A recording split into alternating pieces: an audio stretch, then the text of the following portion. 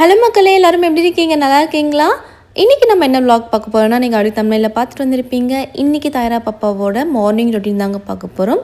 இதுதான் நம்ம சேனல் நீங்கள் ஃபஸ்ட்டு பார்க்குறீங்கன்னா மறக்காமல் சப்ஸ்கிரைப் பண்ணிட்டு பாருங்கள். அப்போ தான் ரெகுலராக போகிற வீடியோஸ் எல்லாமே உங்களுக்கு நோட்டிஃபிகேஷனாக வரும். ஸோ இந்த சேனல் பார்த்தீங்கன்னா பாஸ்ட் 1 வீக்காக பார்த்தீங்கன்னா மார்னிங் இல்லைனா ஈவினிங் டைமில் லைட்டாக மழை பெஞ்சிட்ருக்கு. ஸோ இன்றைக்குமே தாயரா பாப்பா எழுந்திரிக்கும் போதே செம்ம மழை. பட் ஆனால் ரொம்ப லேட்டாக தான் எழுந்தாங்க. 8 o'clock தான் எழுந்தாங்க. எழுந்ததுமே ஃப்ரெஷ்ஷப் ஆகிட்டு வாட்டர் இன்டேக் தான் இன்றைக்கி பண்ணாங்க. மில்க்கு ஸ்கிப் பண்ணிட்டாங்க. ஏன்னா பிரேக்ஃபாஸ்ட்டே ரெடி ஆகிடுச்சு பாப்பாவுக்கு. அதனால் மேலே கொஞ்ச நேரம் கூப்பிட்டு வந்தோம். மழை தாயரா பாப்பா வரும்போது மழை அந்தளவுக்கு இல்லை. பட் ஆனால் நைட்லாம் லைட்டாக மழை பெஞ்சிருக்கு போல். ஸோ அதனால தான் ஃப்ளோர் எல்லாமே கீழெல்லாம் தண்ணியாக இருக்குது. அதுதான் தாயரா பாப்பா அப்படி பார்த்துட்ருக்காங்க. கிளைமேட் பார்த்திங்கன்னா செம்ம சூப்பராக இருக்குங்க. சைனில் இருக்க மாதிரியே இல்லை, இங்கேயும் ஹில் ஸ்டேஷனில் இருக்கிற மாதிரி தான் எங்களுக்கு ஃபீல் ஆச்சு.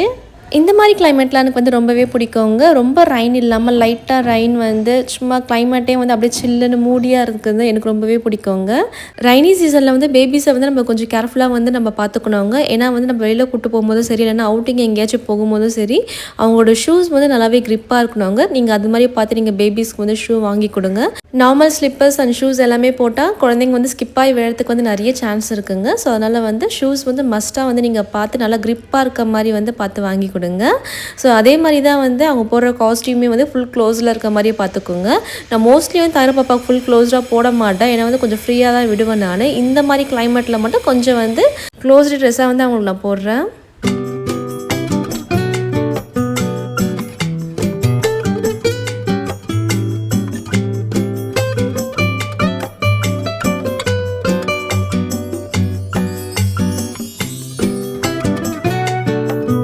இன்றைக்கி பிரேக்ஃபாஸ்ட் என்னென்னு பார்த்தீங்கன்னா தாயரா பாப்பாவுக்கு ராகி இடியாப்பம் தான். ஸோ இதுதான் ஃபஸ்ட் டைம் நான் ராகியில் இடியாப்பம் நான் பண்ணுறேன். நான் இது வரைக்கும் நான் பண்ணதில்லை. அரிசி மாவில் தான் நான் பண்ணியிருக்கேன். நான் பாப்பாவுக்கும் அதுதான் கொடுத்துருக்கேன். பட் ஏன் இதை நம்ம ட்ரை பண்ணக்கூடாதுன்னு சொல்லிட்டு இதுதான் ஃபஸ்ட் டைம் ட்ரை பண்ணுறேன். பட் இது ட்ரை பண்ணும்போது எப்படி வரும் என்ன வரும்னு தெரியல. பட் ஆனால் பிளைண்டாக தான் நான் ட்ரை பண்ணேன். பட் ஆனால் லாஸ்ட்டாக இடியாப்பம் நல்லா சூப்பராக வந்துச்சு, சாஃப்டாகவும் வந்துச்சு. ஸோ எங்களுக்குமே இன்றைக்கி பிரேக்ஃபாஸ்ட் பார்த்திங்கன்னா இடியாப்பம் தான். பாப்பாவுக்கு மட்டும் தான் நான் ராகியில் பண்ணுறேன். எங்களுக்கு நான் அரிசி மாவில் தான் நான் பண்ணுறேன். நான் ஏன்னா ராகி கொஞ்சமாக தான் மாவு வீட்டில் இருந்தது. அதனால் எங்கள் 2 பொண்ணுக்கும் மட்டும்தான் நான் இடியாப்பம் ராகியில் பண்ணிகிட்ருக்கேன். நான் எங்களுக்கு நான் அரிசி மாவில் பண்ணிவிட்டு சிக்கன் கிரேவி குருமா மாதிரி நான் பண்ணேன். எனக்கு என்னென்னு தெரியலங்க, இந்த கிளைமேட்க்கு சூடாக சிக்கன் சாப்பிட்ற மாதிரி ரொம்ப கிரேவிங்காக இருந்தது. அதனால் மார்னிங்கே நான் சிக்கன் குருமா வச்சுட்டேன் நான். ஸோ மழை காலத்தில் இது மாதிரி நிறைய பேருக்கு தோணும் நல்லா சுட சுட சிக்கன் சாப்பிடணும் அப்படின்ட்டு. ஸோ என்ன மாதிரி யார் இருக்கீங்கன்னு சொல்லி எனக்கு கமெண்ட்டில் சொல்லுங்கள். இந்த இடியப்பம் பண்ணுறது ரொம்பவே ஈஸிங்க. நம்ம அரிசி மாவில் பண்ணுற மாதிரி தான் லைட்டாக தண்ணி எடுத்துக்கிட்டு மாவில் போட்டு கொஞ்சம் கொஞ்சமாக பிசையணும். சால்ட்டு முன்னாடியே போட்டுக்கோங்க. நீங்கள் 10 months நீங்கள் இடியப்பம் பேபிக்கு நீங்கள் கொடுக்குறதா இருந்தீங்கன்னா சால்ட் ஸ்கிப் பண்ணிக்கோங்க. 1 year ப்ளஸ் பேபிக்கு நீங்கள் சால்ட் ஆட் பண்ணிக்கோங்க. ஸோ இது நீங்கள் நார்மல் வாட்டர் கூட நீங்கள் ஆட் பண்ணிக்கலாம். நான் லைட்டாக வார்ம் வாட்டர் ஆட் பண்ணியிருக்கேன். ரொம்ப சுடு தண்ணி இல்லை, லைட்டாக லைட் சூடானால் போதும். அந்தளவுக்கு தண்ணி எடுத்து நம்ம பிசைஞ்சிக்கலாம். ஏன்னா கொஞ்சம் சாஃப்டாக வரன்றதுக்காக நான் ஹாட் வாட்டர் யூஸ் பண்ணுறேன். நீங்கள் நார்மல் வாட்டரில் ட்ரை பண்ணாலுமே இடியாப்பம் நல்லா தான் வரும். இதுவுமே கமெண்ட்டில் ஒரு சிஸ்டர் சொன்னது தான். எனக்கு அது முன்னாடி வரைக்கும் தெரியாது. இடியாப்பம்னா ஹாட் வாட்டரில் தான் போட்டு பேசணும்னு நினச்சிட்டு இருந்தேன். பட் ஆனால் ஒரு சிஸ்டர் தான் கமெண்ட்டில் சொன்னாங்க நார்மல் வாட்டரில் போட்டால் கூட இடியாப்பம் வரும்ன்ட்டு. நானுமே அதை ட்ரை பண்ணேன். நார்மல் வாட்டர் யூஸ் பண்ணி இடியாப்பம் நல்லாவே வந்துச்சு. ஸோ ஏன்னா கொஞ்சம் சாஃப்டாக இருக்கிறதுக்காக தான் ஹாட் வாட்டர் யூஸ் பண்ணுறோம்.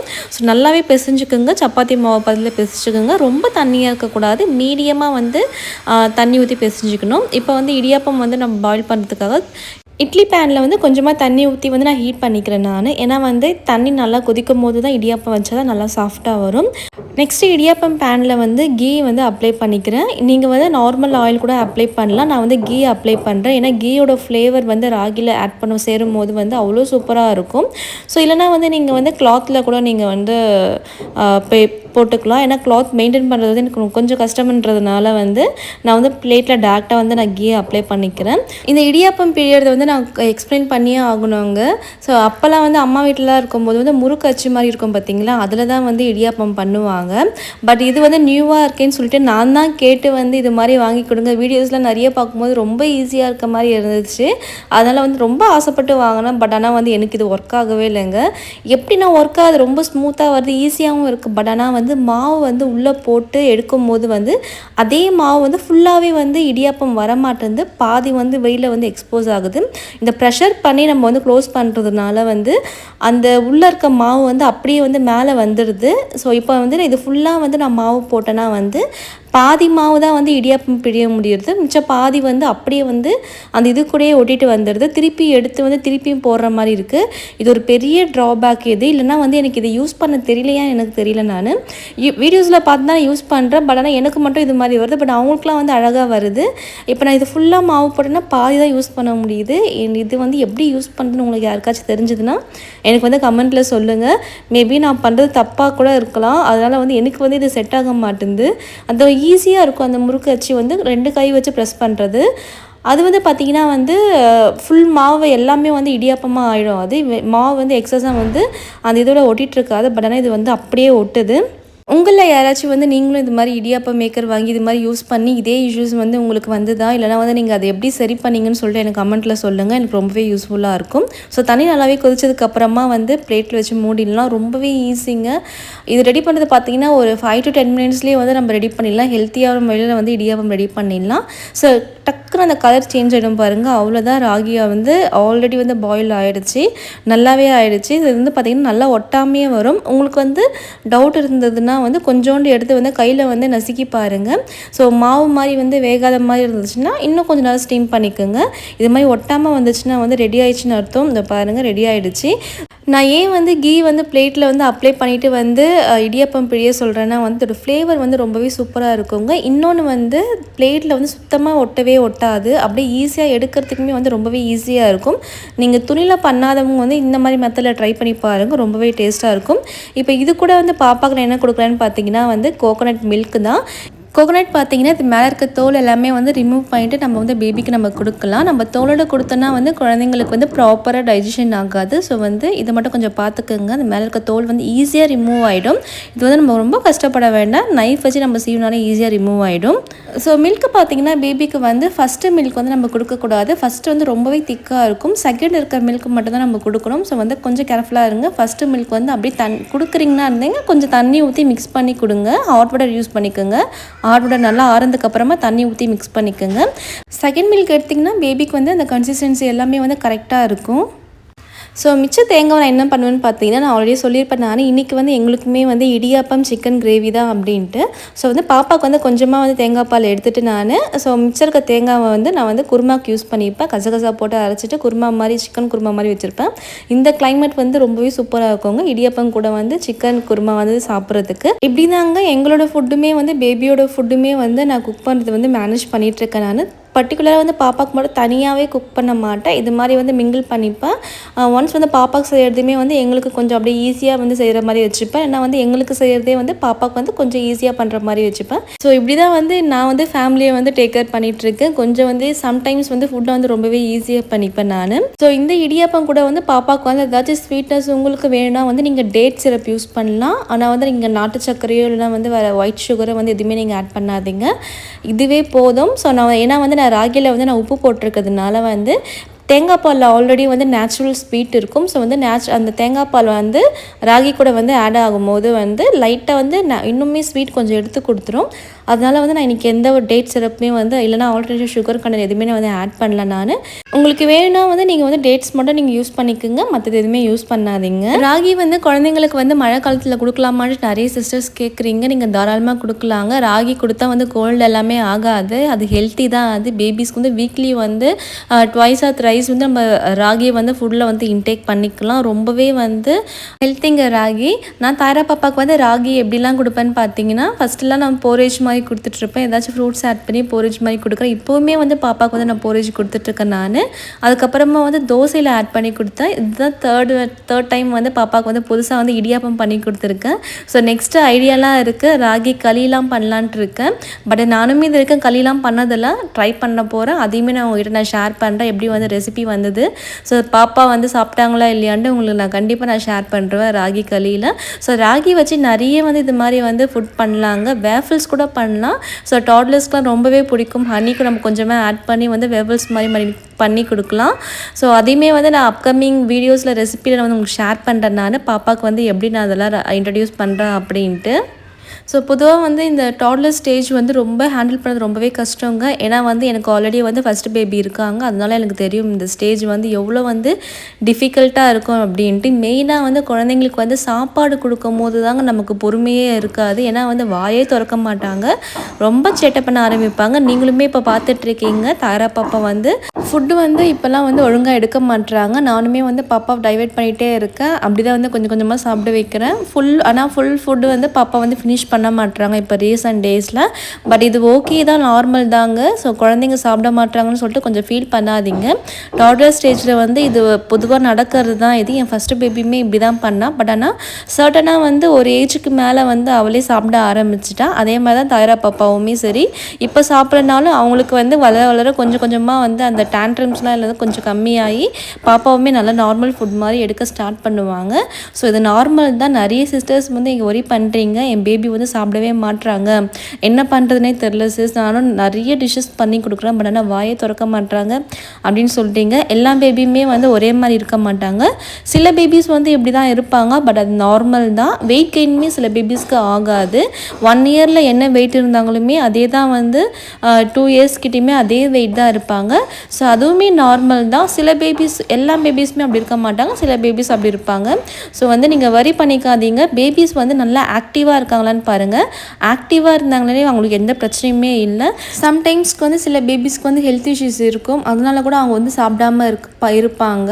ஸோ நீங்கள் வந்து டாக்டர்கிட்ட வந்து ஒரு கன்சல்ட் பண்ணிக்கோங்க. ஆனால் வந்து பேபிஸ் வந்து நல்லா ஆக்டிவாக எனர்ஜியாக வந்து இருக்காங்கன்னா வந்து அவங்களுக்கு வந்து எந்த இஷ்யூஸுமே இல்லைங்க. ஸோ வந்து நீங்கள் வந்து வரி பண்ணிக்காதீங்க. நம்ம தாயரா பாப்பாவை இது மாதிரி சாப்பிட வைக்கிறதுக்கு எப்படி ஹேண்டில் பண்ணுறேன்னு பார்த்தீங்கன்னா, மெயினாக வந்து பிரேக்ஃபாஸ்ட் டைமில் வந்து அவங்க சிஸ்டர்ஸ் கண்டிப்பாக கூட இருப்பாங்க. உங்கள் சிஸ்டர் அவங்க டேடி இருக்கும்போது வந்து ஈஸியாக சாப்பிட்ருவாங்க அவங்க கூட சேர்ந்து. பட் ஆனால் அவங்க 2 பேருமே இல்லைனா தான் வந்து என்ன வந்து கொஞ்சம் டார்ச்சர் பண்ணுவாங்க. இதுக்கு மட்டும் இல்லைங்க. ஸோ லஞ்சுமே சரி டின்னருமே சரி அவங்க சிஸ்டர்ஸ் இருந்தாங்கன்னா என்னென்னு தெரிலங்க, அது ஒரு போட்டியாக என்னென்னு தெரில. அவள் சாப்பிட்டானா வந்து இவ்வளவும் சாப்பிட்ருவா, அவள் சாப்பிட்லனா வந்து இவ்வளவும் சாப்பிட மாட்டா. அது என்ன, அவளை பார்த்து தான் வந்து எல்லாமே வந்து நம்ம தாயரா பாப்பா கற்றுக்குறாங்க. அதனால் வந்து ஃபஸ்ட்டு எதுனாலும் இவளுக்கு நான் கொடுக்காம, தாயரா பாப்பா கொடுக்காம வந்து என் பெரிய பொண்ணு தானியாக்கு நான் அவளுக்கு கொடுத்தேன்னா வந்து ஆட்டோமேட்டிக்காக வந்து இவங்க ஃபுட்டை வந்து சாப்பிடுவாங்க. இந்த ட்ரிக் வந்து உங்கள் வீட்டில் கண்டிப்பாக வந்து 2 பேபிஸ் இருந்தாங்கன்னா கண்டிப்பாக இதை வந்து நீங்கள் ட்ரை பண்ணி பாருங்கள். இந்த ட்ரிக் வந்து நிஜமாலே ஒர்க் அவுட் ஆகுங்க. ஏன்னா வந்து நம்ம தாயரா பாப்பாவுக்கு வந்து இது ஈஸியாக ஒர்க் அவுட் ஆயிடுச்சு.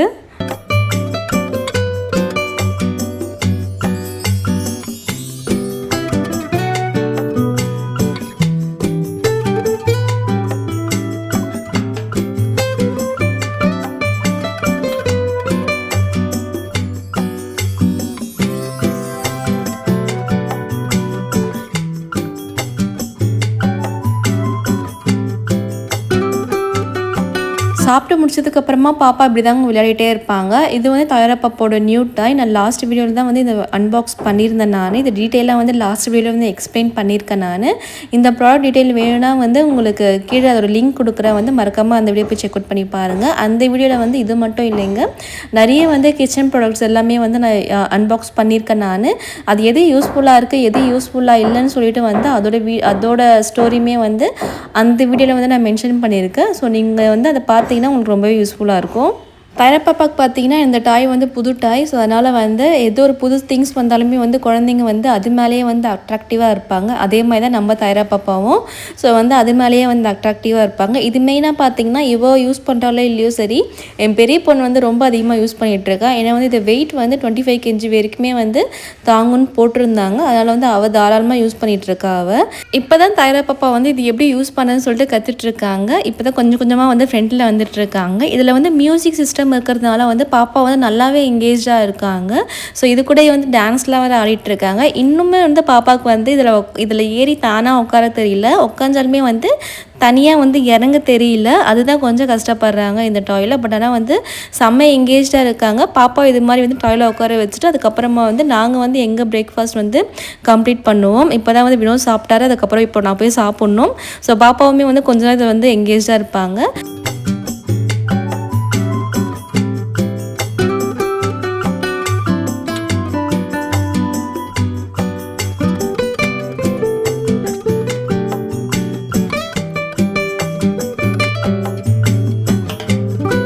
குழந்தைங்க வந்து பொதுவாக வந்து ஒரே இடத்துல இருக்க மாட்டாங்க, இல்லைன்னா வந்து ஒரே விஷயத்த வந்து பண்ண மாட்டாங்கன்னு சொல்கிறது உண்மைதாங்க. ரொம்ப நேரமே வந்து அந்த டாய்லெட் இல்லை, அதுக்குள்ளே வந்து உள்ளே வந்து என்ன இருக்குன்னு சொல்லிட்டு எல்லாமே வந்து பார்க்க ஆரம்பிச்சிட்டாங்க. என்னோட எல்இடி லைட் எடுத்துகிட்டு வந்து பாப்பா கொடுக்கவே மாட்டுறாங்க. இதுதான் நான் வீடியோ எடுத்து நான் யூஸ் பண்ணிகிட்ருக்கேன் நான். பட் ஆனால் பாப்பா வந்து அதை ஃபோன் நினச்சிட்டு வந்து ஃபோன் பேசிகிட்டே இருக்காங்க. இந்த மாதிரி குட்டி குட்டி சேட்டெல்லாம் பண்ணிகிட்டு இருக்காங்க. தர பாப்பாவுக்கு வந்து தூக்கம் வந்துடுச்சுன்னா வந்து அதை வந்து எப்படி எக்ஸ்போஸ் பண்ணுறதுனே அவங்களுக்கு தெரியாதுங்க. ஸோ அந்த டைமில் வந்து நிறைய சேட்டை பண்ண ஆரம்பிப்பாங்க, அடம் பண்ண ஆரம்பிப்பாங்க ஒரு திங்ஸ் கேட்டுட்டு.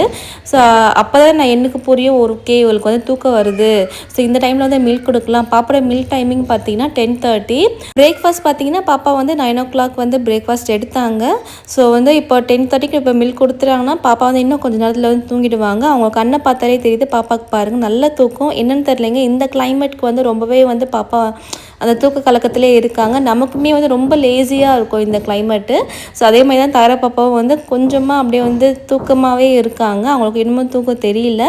இப்போல்லாம் வந்து பாப்பா வந்து 2 நேப்லாம் எடுக்கிறது இல்லை, ஒரு நேப் தான் எடுக்கிறாங்க. இந்த வீடியோ எடுக்கும்போது பாப்பா நல்லாவே தூங்குனாங்க. ஆல்மோஸ்ட் வந்து ஒரு 4 hours கிட்ட நல்லாவே தூங்குனாங்க. ஸோ 10:45 சம்திங் வந்து பாப்பா தூங்க ஆரம்பித்தாங்க. ஆஃப்டர்நூன் பார்த்தீங்கன்னா 3 o'clock அப்படி தான் எழுந்தாங்க. அதுக்கப்புறம் தான் வந்து பாப்பாவுக்கு வந்து நான் லஞ்ச் கொடுத்தேன் நான். ஸோ பாப்பா குழந்தைங்க தூங்கும் போது தூங்க விட்டுருங்க. ஸோ லஞ்ச் டைமிங் தவறுன்னு சொல்லிட்டு குழந்தைங்கள எழுப்பி வந்து நம்ம சாப்பாடு கொடுக்கக்கூடாது. அவங்க ஒழுங்காகவே சாப்பிட மாட்டாங்க. அது மாதிரி எழுப்பி கொடுத்தாலுமே வந்து குழந்தைங்களுக்கு வந்து டைஜஷன் வந்து நல்லாவே ப்ராப்பராக ஆகாது. அதனால் வந்து பேபிஸ் நல்லா தூங்குனாங்கன்னா தூங்க விட்டுருங்க. அது எந்த டைமாக இருந்தாலுமே சரி. ஸோ அவங்க எப்போ எழுந்துக்கிறாங்களோ அப்போ ஃபீட் கொடுங்க. சாப்பாடு அவங்களுக்கு அப்போ பிடிக்கலன்னா வந்து மில்க் இது மாதிரி இல்லை வந்து ஸ்நாக்ஸ் ஃப்ரூட்ஸ் அது மாதிரி நீங்கள் கொடுங்க. ஸோ ஒரு நாளில் வந்து ஃபுட் ஸ்கிப் பண்ணிட்டாங்கன்னா வந்து அவங்களுக்கு பெரிய இஷ்யூஸ் ஆகாது. ஸோ நம்ம தர பாப்பாவுக்கு இந்த வீடியோ எடுக்கும்போது லஞ்ச் பார்த்தீங்கன்னா 3 o'clock தான் நான் கொடுத்தேன் நான். அப்போ தான் ஃபுல்லாக சாப்பிட்டாங்க. தூங்கி எழுந்தாலே வந்து குழந்தைங்க நல்லாவே பசிக்கும். அந்த டைமில் வந்து கொடுத்தா பாப்பா ஈஸியாக சாப்பிட்ருவாங்க. பட் ஆனால் தூக்கத்தை கலைச்சி வந்து குழந்தைங்களுக்கு வந்து நம்ம ஃபுட் கொடுக்கும் போது அவங்க ஒழுங்காகவே எடுக்கவே மாட்டாங்க. நம்ம ஃபோர்ஸ் பண்ணி கொடுத்தா அது ப்ராப்பராக பேபிக்கு வந்து டைஜஷன் ஆகவும் ஆகாது. ஸோ அதே மாதிரி வந்து தண்ணி வந்து நிறைய தண்ணி கொடுங்க. குழந்தைங்களுக்கு வந்து வாட்டர் இன்டேக் வந்து ரொம்பவே மஸ்ட்டு. ஸோ நம்ம தைரா பாப்பாவும் இப்போலாம் தண்ணி குடிக்கவே மாட்டுறாங்க. எனக்கு எப்போல்லாம் ஞாபகம் வருதோ அப்போல்லாம் வந்து பாப்பாவுக்கு வந்து தண்ணி கொடுத்துட்டே இருக்கேன். இப்போ வந்து தண்ணி ரொம்பவே அவாய்ட் பண்ணுறாங்க. எனக்குமே கொஞ்சம் கஷ்டமாக இருக்குது பாப்பா தண்ணி குடிக்காத நினச்சி. பட் ஆனால் வந்து நானுமே வந்து ஃபோர்ஸ் பண்ணி கொடுத்துட்டே இருக்கேன் தண்ணி மட்டும். ஸோ பால் பார்த்திங்களா பாப்பாவுக்கு வந்து மார்னிங் அண்ட் ஈவினிங் கம்பல்சரி நான் மில்க் கொடுக்குறாங்க. எய்தர் வந்து மார்னிங் எழுந்ததுமே கொடுப்பேன், இல்லைனா வந்து ஆஃப்டர் பிரேக்ஃபாஸ்ட்க்கு அப்புறமா பாப்பா மில்க் குடிச்சதுக்கப்புறமா தூங்கிடுவாங்க. இன்கேஸ் பாப்பா தூங்கலாம் வந்து ஆஃப்டர் லஞ்ச் முடிச்சதுக்கப்புறமா தூங்குவாங்க. இப்படி தான் எங்களோட மார்னிங் வந்து ரொட்டீன் வந்து இப்படி தான் போகுங்க. இந்த வீடியோ கண்டிப்பாக உங்களுக்கு பிடிக்கும்னு நினைக்கிறேன். So thank you all. Bye. See you next video.